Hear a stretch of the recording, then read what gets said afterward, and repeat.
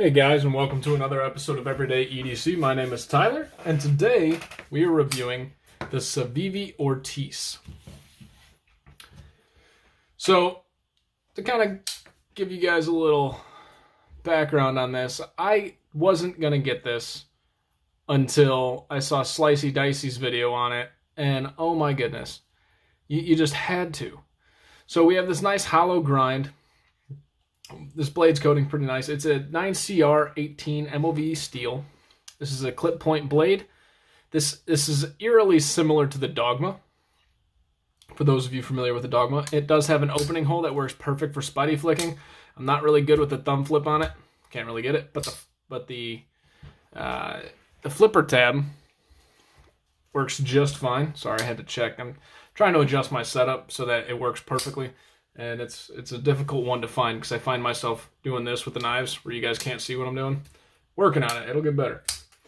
But it's kind of cool how they did this lanyard. It's like a lanyard post, which is pretty nice. The pocket clip is a deep carry. It is ambidextrous. And it's your typical Civivi. It's pretty good. Let's see here. They did something pretty cool with the Civivi logo here. They made it smaller, and I'm not 100% sure why, but it fits this design. It's pretty sweet. These scales are FRN with a little bit of texturing in the diagonal lines going on here.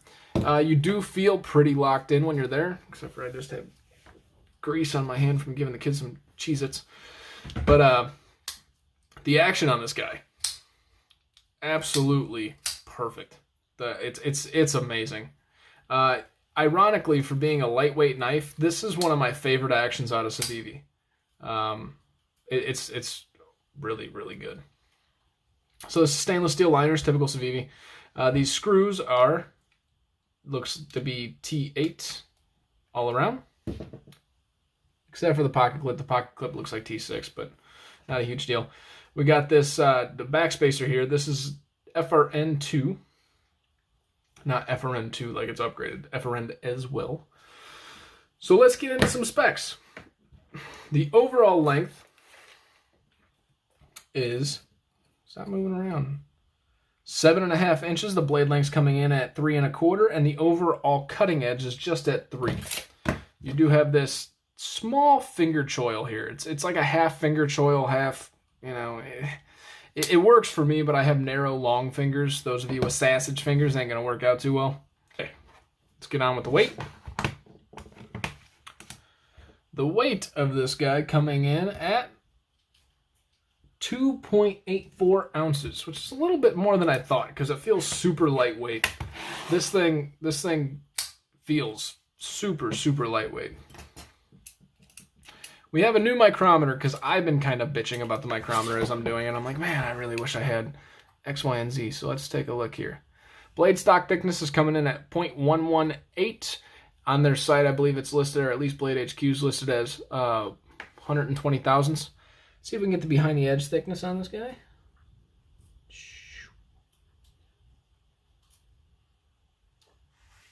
I'm showing about 15 thousandths. Let's check up here. Call this 15 thousandths there too. That's really why I wanted the extra micrometer to see the behind the edge thickness. Civivis of all knives deserve a behind the edge thickness measurement. The overall thickness is 0.47 inches, so about half an inch. Not too bad. That's typical. Typical's at 0.5, so it's a little bit thinner than most. And the overall height is 1.2 inches. Put that into perspective, the Spyderco Manix2 is coming in at 1.74. Turn off. That's the 0 button, that's why. Newbie. All right, let's get into your size comparisons, guys. Here we got it against the Spider... I don't know what is wrong with me with these things. The Ontario Rats 1 and 2. As you can see, right in the middle of those two. What the hell is on my blade? I need to clean these things off. Here we have it against the large feldspar and the mini feldspar. As you can see, almost the size of the mini. Let's see, I got this gridded thing now, so I might as well just use the grids for the pivot right there. As you can see, almost as large as the mini, slightly longer. and slightly shorter than the large feldspar. A review knife that's not going to stay a review knife forever, but I like showing how drastic the difference is. This is your Spyderco. What the hell? Civivi Odium, its brethren, and the Civivi Backlash. As you can see, slightly smaller than the Backlash, much larger than the Odium. And last, but certainly not least, we have our Spyderco Manix2. I just was, I guess, excited to touch the Spyderco, Jesus. And the Spyderco Astute. Very comparable to the Astute in size, and it's weird because the Astute seems like it's much smaller than the Manix2, just as like a total tangent, and it is. It's fairly small, but when you put these three up next to each other, the Astute looks almost as large, just slightly short on each end, but then the Ortis is coming in at slightly smaller in length than the Manix2. It's just kind of like a weird optical illusion thing going on there. All right, so my overall thoughts on this knife. Let's go into the lights real quick. What I like about this knife. I love the weight. It's something that fits in your pocket very nice. It's, like I said, it felt lighter than 2.7 ounces, honestly. But then again, I haven't carried a lightweight knife in a while. Maybe that's why. It's a deep carry pocket clip, ambidextrous. Obviously, we always love that. And it just looks cool. It doesn't look cheap. What don't I like about it? I really don't have any dislikes. If I had to pick a dislike, it might be the FRN, but it doesn't feel like FRN. The way that they did this, it feels very smooth. It does not feel like G10, but it does kind of feel like a fancier plastic than typical FRN. Maybe it's because it doesn't have that FRN pattern that most FRN knives have. They have that like very textured pattern going on there with the grid and everything.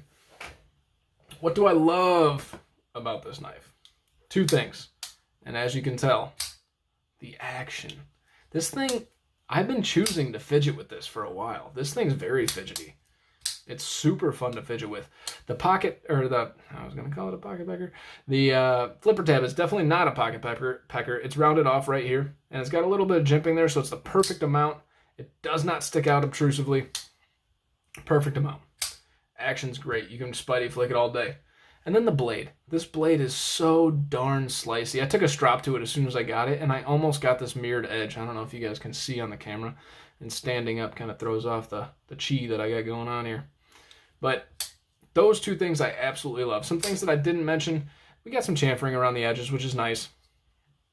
There's no particular place for your hand to go. And by that, I mean it doesn't force your hand into any particular place, which is nice. You have this finger choil up front, which, again, is small. So if you have sausage fingers, it ain't going to work out in there for you very well. But for those of you with long, skinny fingers, it'll work out just fine. And the ergonomics on this are, if you've ever felt the Dogma, it's like the exact same, maybe a little bit better.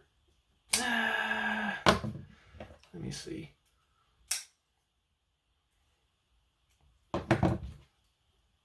It's better. The reason it's better is you got a little bit, it feels like you got a little bit more finger, like your palm is more on the FRN scales, and it kind of fills out your hand just a little bit more. It's nothing insane.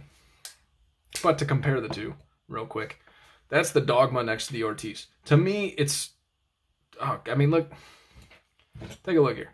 Even the cutout is like the same exact thing. The blade shape and the swedge on top is the exact same thing. The flipper tab is the exact same thing. The handle, I mean, almost everything except for the lanyard hole is almost the exact same thing as the Dogma. Now, the Dogma obviously has some more weight to it, and it feels more expensive than the Ortis, but that's okay. What I feel like about the Ortis, I feel, and I said it before, and I don't know that I'm going to stick by that comment. I said it's going to replace the Rat Model 1. I don't know that it will. Not the Rat Model 1. It'll replace kind of the Rat in your repertoire. But it serves the same purpose. I feel like I can pick this up and go to town with it, beat the living crap out of it, and I don't care. It's a knife, and you guys will start to notice this as more I talk about it, because you're going to start seeing it in your own knives. but it's a knife that you feel like you want to use. You want to use this for anything and you don't care, right? That's how you feel about the Rat, or how I feel about the Rat. I want to use it and I just don't care. Why? Not because it's a crappy knife. It feels like a knife that you're supposed to use. This isn't a good example, but this is my Dogma with the Damascus on it, and it's got this cool G10 with this carbon fiber that's like sanded away so you can see the G10 underneath. And it's not that I don't want to use this knife, but it's so darn pretty. It's like, I'm going to go with the Ortis to use because I don't want to damage anything on that one. So it came with no blade play, no up and down, no lock stick, nothing like that. The blade came perfectly centered. I did have to tighten the pivot because I fidget with it so friggin' much the pivot started to come loose, but again, not a big deal. And it didn't lose its centering in the process. So overall, this thing is an absolute winner. The Ortis is $39. Now, if you can find it on White Mountain Knives using my promo code EEDCWMK, you'll get 10% off on this knife, and so it takes it down to like $35 or $36. It's, guys, if you're looking for a knife that you don't care if you use it, but you still really like it, I think this is your guy. You know, you can go with like a feldspar, and I'm not saying I'm scared to use the feldspar. Obviously, this is a budget knife, comes in cheaper, but there's something about the feldspar that the Ortis has that the feldspar doesn't. Like this Ortis, it just, I'm kind of just running around in circles, but the point is that you can use this, you're going to want to use this, and you're not going to care. And the best part is, it's a Civivi edge. This thing slices through stuff that you don't even feel cutting. It's kind of scary, you know? You're sitting there, you're like, and finger's gone. But it definitely fits and checks all the boxes. And I was almost done with Civivi. I was so tired of the redundancy and what they got. And this is redundant. Like I said, look at the Dogma. It's a slightly smaller version of the Dogma. That being said, is it even slightly smaller? Barely, like 1/4 of an inch maybe. But that being said, you know, I still think it's a winner. I still think it's awesome. And the Dogma's got that lanyard hole, and this has, guys. If you guys are thinking about picking up the Ortis, I don't make this channel to sell knives, right? But if you're thinking about picking up the Ortis, you will not be disappointed, I promise you.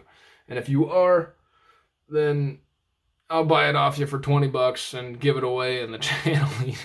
Like, it's awesome. My name is Tyler. This is Everyday EDC. Stay sharp, stay safe, wear your friggin' masks if you got to. It's still going on. Let's get through it together. In the meantime, stay inside, watch some knife videos. Love you guys. Have a great day.